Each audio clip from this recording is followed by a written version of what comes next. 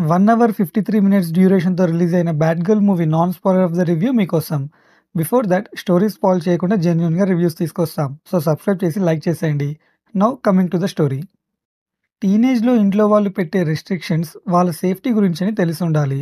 But ఆ టీనేజ్‌లో నుండే ఫ్రీడమ్ కావాలి అని తప్పుగా పేరెంట్స్‌ని అర్థం చేసుకున్న ఒక అమ్మాయి కథే ఈ మూవీ.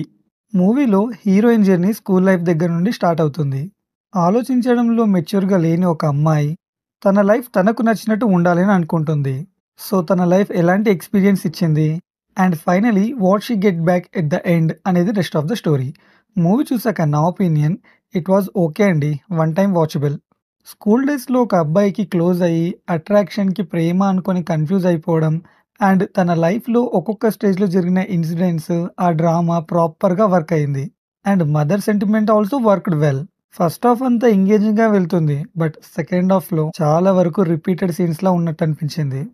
మూవీలో ఒక సాలిడ్ టర్నింగ్ పాయింట్ వస్తుందని వెయిట్ చేస్తున్నా. బట్ మూవీయే ఎండ్ అయిపోయింది.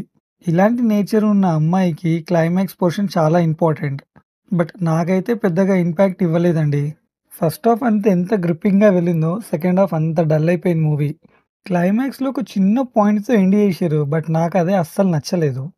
పేరెంట్స్ ఏమైపోయినా పర్లేదు. నాకు నచ్చినట్టు నేనుంటా అనుకున్న ఒక అమ్మాయికి అంత simple point not matched. So adult content scenes అయితే ఏం లేవండి. 1, 2 సీన్స్ దగ్గర సమ్‌వాట్ రొమాన్స్ ఉంటాయి. సో నేను ఈ మూవీకి ఇచ్చే rating 2.5 stars out of 5. Story spoil చేయకుండా జెన్యూన్‌గా రివ్యూస్ తీసుకొస్తాం. సో సబ్స్క్రైబ్ చేసి లైక్ చేసేయండి. Thank you for watching.